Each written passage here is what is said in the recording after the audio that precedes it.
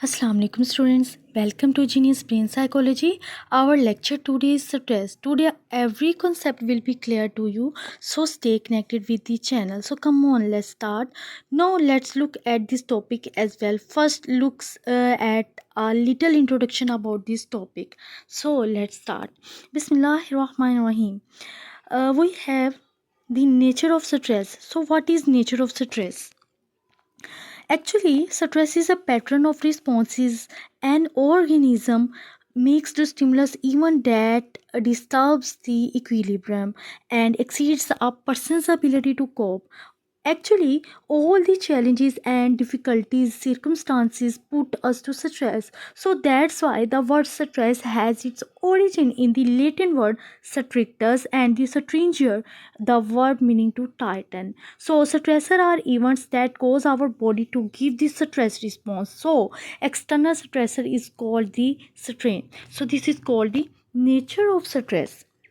Then we have the kind of stress. So first of all, there are two kinds of stress.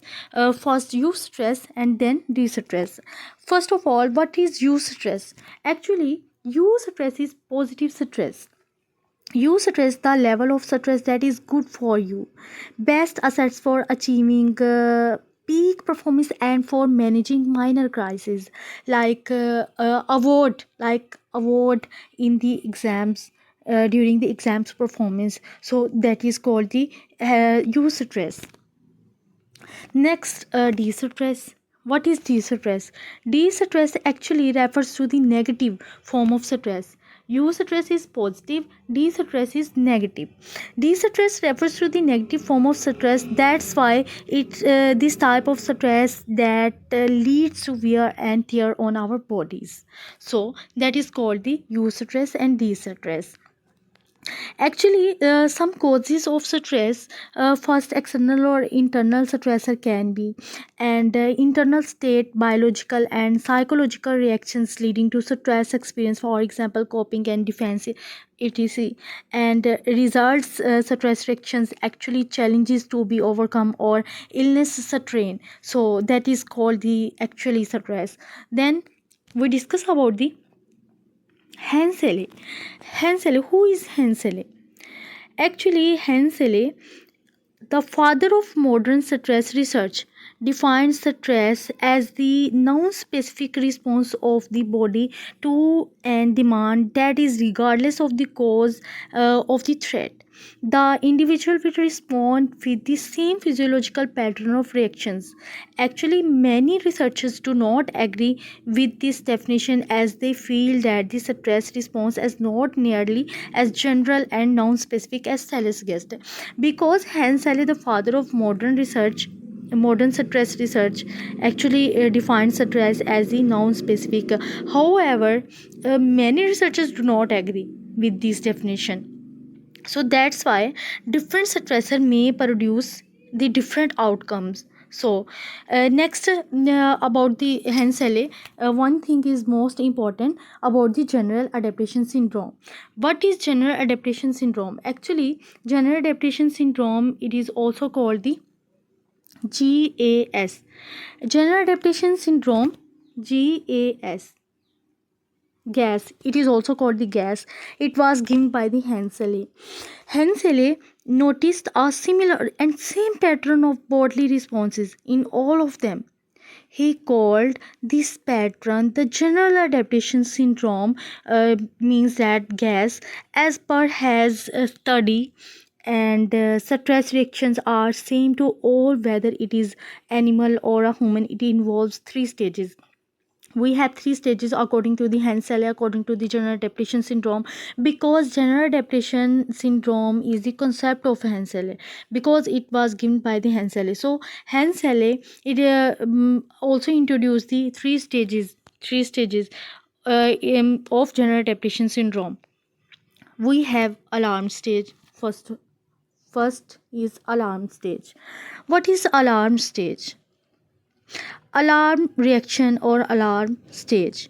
we can say that alarm reaction. The presence of a stressor leads to activation of adrenal pituitary cortex system. What is pituitary gland? Actually, it is the master gland in our body. It is the king of glands.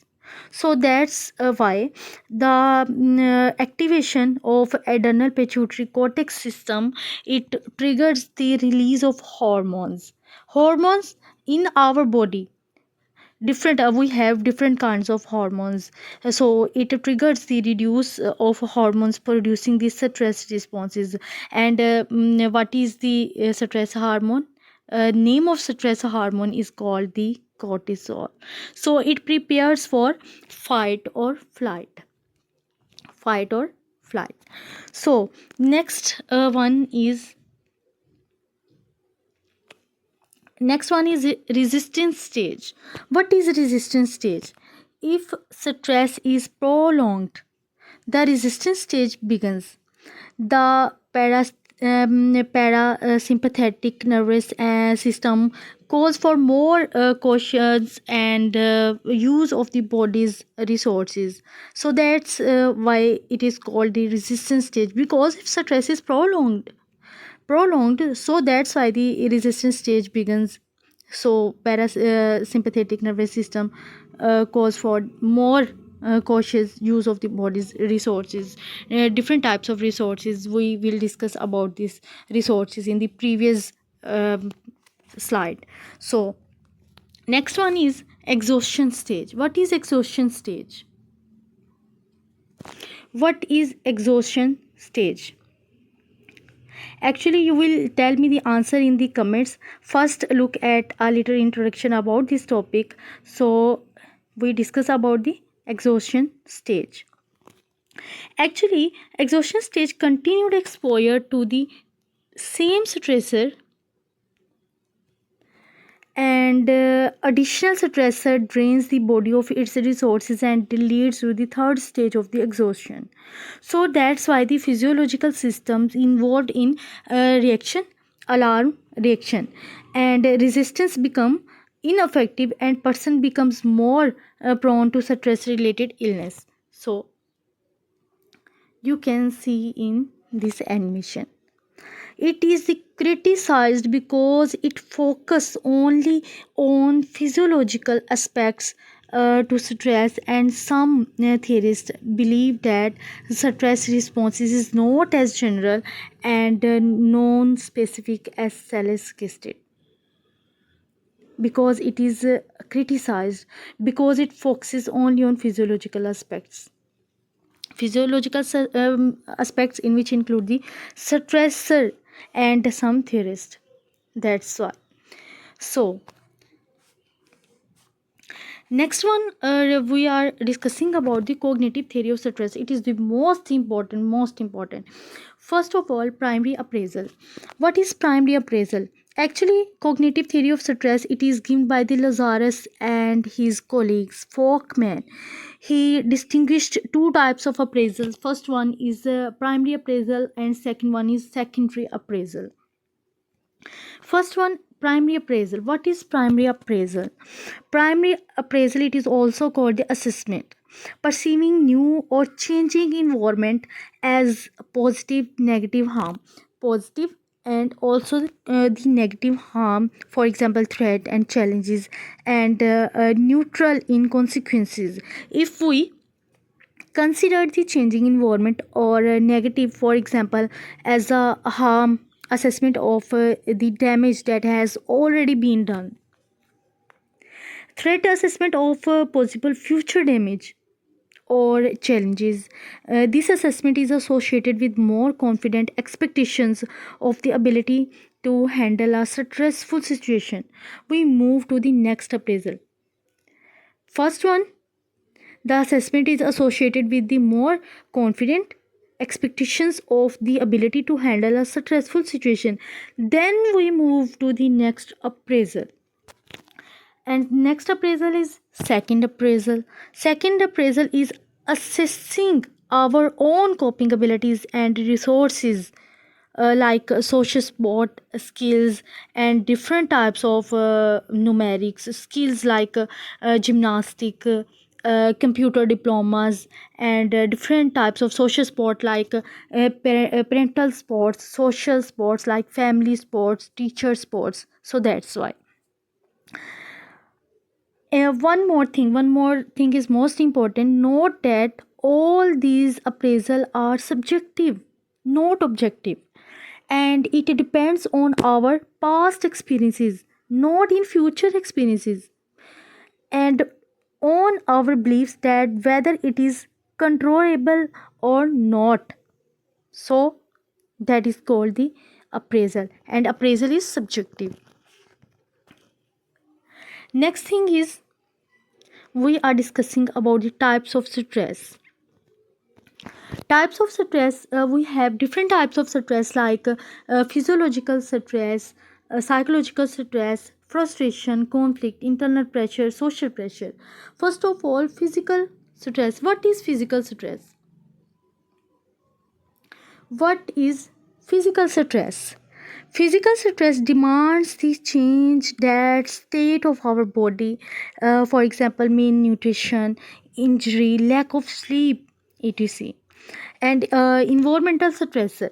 Environmental stressor, like you can say that air pollution, noise pollution, earthquake, etc. And then psychological stress. What is psychological stress? These are stresses that we generate ourselves in our minds. These are personal and unique to the person experiencing them and are internal resources of stress. We have some internal sources of stress like frustration. Like frustration. What is frustration? Frustration, also known as the results from the blocking of motives and needs. And then the conflict. What is conflict? Conflict may occur between two or more incompatible needs or motives. And after that, we have discussing about the internal pressure. What is internal pressure? Internal pressure, also called the stems from beliefs based on the expectations from uh, different different aspects, like achieving the reward in the exams.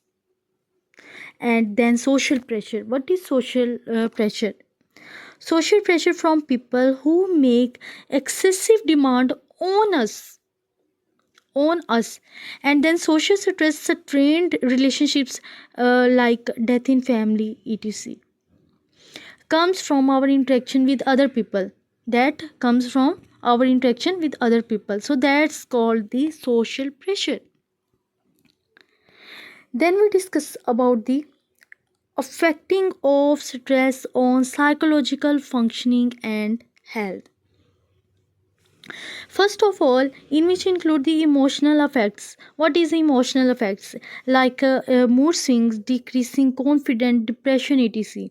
And then physiological effects. Physiological effects like release of cortisol and other hormones. As a result, we experience increase like heart rate and rapid breathing, etc. And then cognitive effect. This topic is based on cognitive effect. Cognitive effect like mental overload, poor concentration, etc, and negative thinking, etc. Behavioral effects like disturbed sleep patterns, excessive consumption of alcohol, eating less nutritional food, etc. So that's called the behavioral effects. Behavioral effects, so that is called the effect of stress on psychological functioning and our health. And now we discuss about the stress and health. Actually, stress and health, it is the most important thing in our society and in our life, and it becomes a vital role in our lives.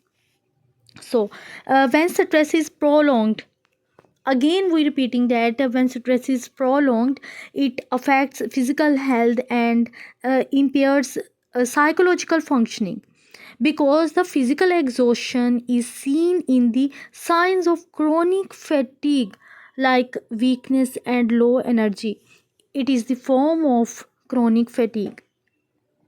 And then the mental exhaustion appears in the form of irritability, anxiety, feelings of helplessness, worthlessness, and hopelessness.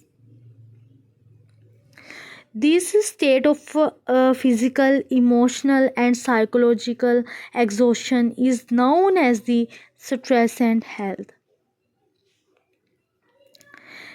Is known as the stress and health. We are discussing about the stress and health. So, in which include the burnout. Burnout is the most common thing in this state. Actually, stress can produce changes in the immunity system and increase the chances of someone becoming ill. For example, cardiovascular disorders, high blood pressure, headaches, etc. Research estimates that stress plays an important role in 50 to 70% in 50 to 70%. 72% of all the physical illness. So this state of physical, emotional, and psychological exhaustion is known as the burnout. So that is called the burnout. So that's why stress and health is the vital and important part in our lives. So that's why focusing on this topic. So that was our lecture today. I hope you understand, and thank you so much. Keep watching.